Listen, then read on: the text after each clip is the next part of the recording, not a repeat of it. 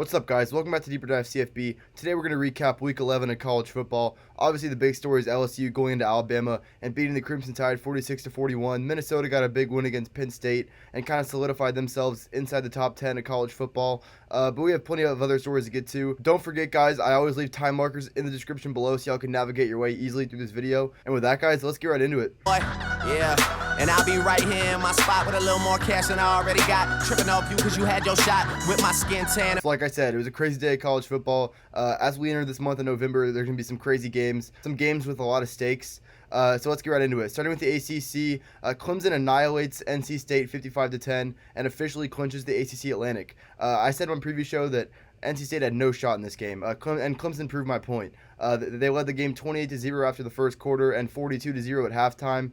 Trevor Lawrence had another great game. Was 20-27 for 276 yards and 3 touchdowns. His last 3 games, he has 9 touchdowns and 0 picks, so Trevor Lawrence definitely starting to play a lot better. Travis Etienne had another great game, 14 carries, 112 yards, and 2 touchdowns. And the defense forced 4 turnovers, so a very complete game for Clemson.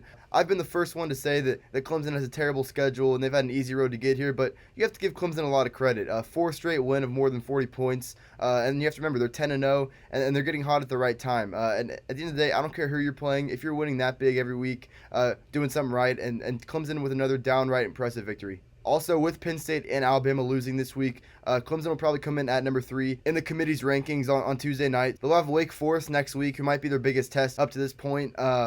But they're in a great spot right now, guys. Clemson with another big win at North Carolina State. Next in the ACC, guys, the top 3 teams in the Coastal race who are all playing this week, they all win at home. Starting with Virginia and Georgia Tech, Virginia actually got kind of a scare at home, but they were able to survive and win this game 33-28. Georgia Tech is obviously rebuilding in year 1 under Jeff Collins, but their offense looked really good in the first half. Quarterback James Graham had 3 total touchdowns, including a 59-yard touchdown pass on their first drive.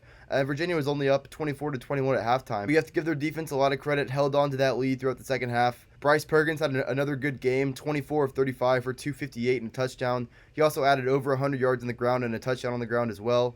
And UVA remains atop the Coastal, and they control their own destiny. As for Virginia Tech, they pulled off a big upset against number 19 Wake Forest and won this game handily, 36-17. Longtime Virginia Tech defensive coordinator Bud Foster was being honored in this one. Been with the program for 33 years and coaching his last game in Lane Stadium.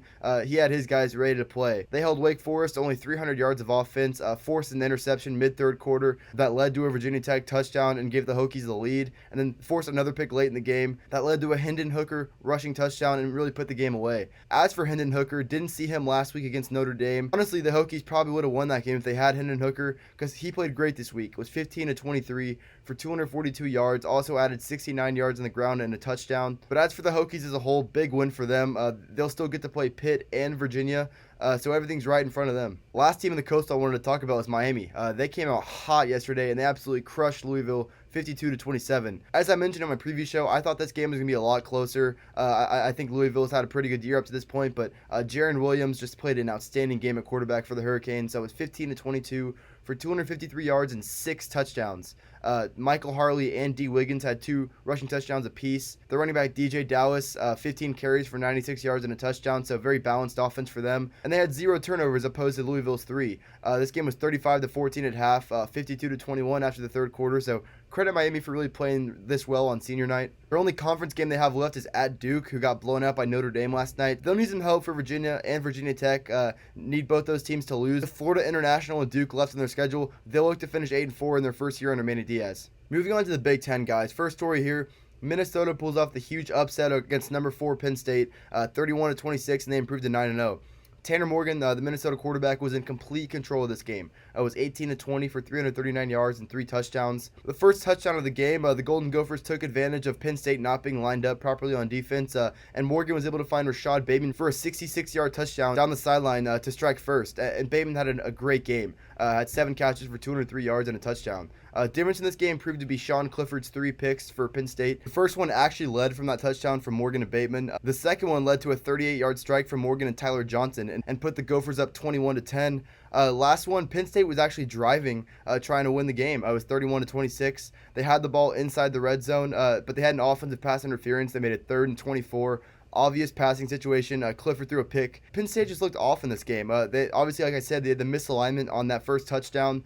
In the first quarter, they were looking to tie it up 14-14. Their quarterback, Sean Clifford, gets a delay of game at the Minnesota 10-yard line and makes it 3rd and 8 instead of 3rd and 3. That led to a field goal instead of a touchdown. So just those little things, and just didn't play sharp enough to win this game on the road against a really stout Minnesota team. Penn State is still in the playoff race because they will play Ohio State in 2 weeks. I wouldn't have much confidence picking them in that one, but still technically in it. I mean, if Penn State beats Ohio State, they'll be in, assuming they win the rest of their games. But the bigger story here for sure is Minnesota improves to 9-0. After being ranked number 17 in the selection committee's first rankings, they're going to make a huge jump this week. We'll definitely be in the top 10, maybe in the top 6, 7. That'll be interesting to see. Big win for that program and PJ Fleck. They'll go on the road to Iowa next week, so definitely not going to get a week off. And then they'll still have to play Wisconsin later in the season, but everything's right in front of the Golden Gophers. And like I said, big win for PJ Fleck in that program. Next story in the Big 10, guys. Number 1 Ohio State dominates Maryland 73-14 in the absence of their star defensive end Chase Young. This game was never in question. It was 42-0 Bucks at halftime. Justin Fields had another great game, 16-25 for 200 yards and 4 total touchdowns. Running backs J.K. Dobbins and Master Teague combined for 30 carries for 201 yards and 2 touchdowns. And their defense held Maryland to just 139 yards in total offense. They'll likely remain number 1 after this week, and they'll play Rutgers next week. So should be another easy game there. But the main thing I want to touch on is this Chase Young scandal. So if y'all don't know, I posted it to my Instagram, but just to catch you up, it's reported that he accepted a loan from a family friend last year to pay for his family to attend the Rose Bowl against Washington. That was the end of the 2018 season. Young acknowledged this, but he did say that he paid it back in full. And Joel Klatt, head college football analyst for Fox College Football, he said that if Young could prove that he paid it back in full, then it shouldn't be more than a 1-game suspension. However, yesterday, it was reported by Kirk Herbstreit that Chase Young was expecting to receive a 4-game suspension, and that means that he would miss the remainder of the regular season. He tweeted out after the fact that he was confident that upon appeal, the number would be reduced to about 2 or 3, but this is huge because their last 2 games come against Penn State and Michigan. So if you're an Ohio State fan, you're just hoping that that suspension gets reduced to 2 games because he already served 1 game yesterday against Maryland. Next week they play Rutgers, so if he could just miss those 2 games and he could be back for the Penn State and Michigan game, that would be huge. But like I said, this is a crazy story, and I'll certainly keep y'all updated about it. Next story in the Big 10, guys. Wisconsin outlasts Iowa in Camp Randall and wins this game 24-22. This was the Jonathan Taylor show, guys. He had 31 carries for 250 yards. Quarterback Jack Cohn played well enough for the Badgers. He was 16-25 for 173 yards and 2 touchdowns. This game was 21-6 Badgers after the 3rd quarter, but you have to give a lot of credit to Iowa here. They fought back, and they were actually a 2-point conversion away from tying this game. Their quarterback Nate Stanley ran a quarterback draw right up the middle, and he just got stood up at the half-yard line. Wisconsin defense was stout, and they stop him, and ends up being the big play of the game. Wisconsin improved to 7-2 with this win. They'll play Nebraska next week, and they'll play Minnesota the last week of the season, so that they're still alive in the Big 10 West race. They will need Iowa to beat Minnesota next week to have a shot at the Big 10 championship game, but the Badgers still certainly have a lot to play for. Last story in the Big 10, guys. Lovie Smith leads Illinois to a 21-point comeback win at Michigan State, and the Illini are now bowl eligible after the 37-34 win. After 3 quarters, this game was 31-10 Spartans, but Michigan transfer Brandon Peters, quarterback for Illinois now, led the comeback. Some crazy plays included he had an 86-yard touchdown to kind of start the comeback, and then a 76-yard pick six where the Illini defense picked off Brian Lewerke from Michigan State, and then the game-winning touchdown was with 5 seconds left, so just a crazy comeback. Lovie Smith, like I said, head coach at Illinois now. He was the old Chicago Bears head coach. Didn't win more than 4 games in his first 3 seasons here at Illinois, but now he's 6-4 and bowl eligible. Just another huge win for Illinois, obviously beating Wisconsin earlier in the season, and now going on the road to East Lansing and winning this game. But now for Michigan State, they're 4-5, and since making the playoffs in 2015, the Spartans just have not been the same. Possibly time to move on from head coach Mark D'Antonio. Just seems a little bit behind the 8 ball as these offenses start to develop in college football. But big story in this one, guys. A huge win for Lovie Smith and that program. All right, guys, moving on to the Big 12. Big story here. Baylor remains undefeated with a 3-overtime victory in Fort Worth against their rival TCU. TCU led this game 9-6 late in the 4th quarter. Baylor was driving to try to tie or win the game, and Charlie Brewer actually threw a pick, but the play was blown dead due to a false start, and therefore it was a dead ball. Ensuing play, Charlie Brewer throws an incompletion, and then it's 4th and 19 from the 34-yard line. They actually sent their long-distance kicker out there first. Matt Rule calls a timeout, thought better of it, and they sent out their regular kicker, John Mayers. His long on the year was 38 yards, and this was a 51-yard attempt. Absolutely drills it. Sideline goes crazy, and the Bears force overtime. Fast forward to the 3rd overtime. Teams exchange touchdowns the first 2. Baylor scores first in the 3rd overtime, but misses the 2-point conversion because you have to go for 2 starting in the 3rd overtime. So 29-23 Bears. Max Duggan on 3rd and 5 scrambles to the right, breaks a few tackles, and appears to have a touchdown, trying to force the 2-point conversion and possibly get the win there. But upon the replay shows that he was barely out of bounds at the 3-yard line. That drive would stall due to a holding call, and TCU was unable to convert, giving Baylor the win. And I'll tell you what, it just seems like Baylor finds the craziest ways to win these games. But nevertheless, great win for the Bears. Their defense forced 3 turnovers from Max Duggan. Their offense did sputter for most of the game, but you have to give a lot of credit to Charlie Brewer, a very gutsy quarterback, and he fouled Denzel Mims twice in overtime to get the Bears this win. They'll host Oklahoma next week. I'm assuming game day will be there. Haven't gotten official word on that, but that's going to be a big game with Baylor being undefeated and OU still being the favorite to win the Big 12. So big game for the Bears next week. As for TCU, they'll go on the road to Texas Tech next week and look to bounce back and improve to 5-5. Next in the Big 12, guys, OU survives a late scare from Iowa State and remains alive in the playoff hopes with their 42-41 win. This game was 35-14 at halftime. Jalen Hurts had 5 touchdowns. 2 of those came to CeeDee Lamb, and to be honest, it just looked like that typical Oklahoma blowout at home. But you have to give a lot of credit to Brock Purdy, the quarterback from Iowa State. He had 3 fourth-quarter touchdowns, including a 13-yard touchdown to Charlie Kohler to make it 42-41 with 24 seconds left. They decided to go for 2 and try to win the game there. OU was able to get pressure on Purdy and force an interception. He actually had Charlie Kohler wide open again and was trying to get it to him. Just too much pressure to get the ball to him on time. But like I said, big scare for OU. Their offense actually played well for most of this game. Hurts finished 18-26 for 273 yards and 3 touchdowns. He also had 68 yards on the ground and 2 touchdowns on the ground as well. As I mentioned, CeeDee Lamb had another great game. 8 catches, 167 yards, and 2 touchdowns. But OU really committed to the run game better in this one.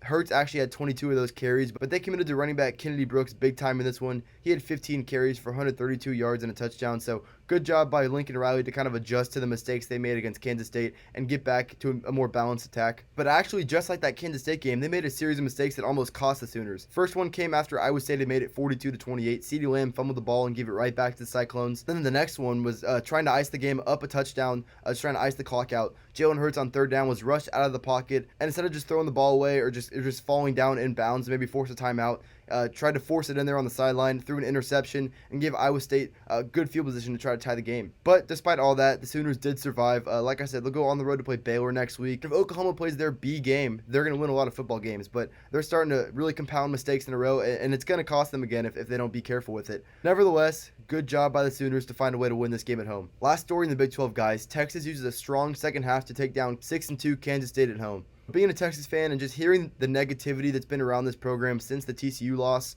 this is a really important game for Texas to come out and win. And things did not look good early, trust me. First drive, it was 3rd and 5 on the Kansas State 30. Texas sent the house. Skylar Thompson just dumped it off to their wide receiver Malik Knowles, made a guy miss, and next thing you know, it's a 70-yard touchdown and Kansas State strikes first. Their next drive, they scored as well on a 19-yard touchdown, just a nice flag route, and Kansas State was up really quickly 14-0. But give a ton of credit to Texas in this one for responding. First touchdown came from Sam Ehlinger to Colin Johnson in the second quarter, 19-yard strike along the left side to make it a 14-7 game, and then from there, Keontae Ingram, Texas running back, just took this game over. Had a dominant game. 16 carries for 139 yards and 2 touchdowns. Looked really good. Had some nice cutbacks. Had some nice big runs. And after the first 2 drives for Kansas State, they didn't score an offensive touchdown the rest of the way. UT was able to come out strong in the third quarter and get a 24-14 lead, but upon scoring that touchdown, they gave up a kickoff return for a touchdown that made it 24-21. And then after stalling on their next offensive drive, Kansas State was able to add on a field goal and tie the game up.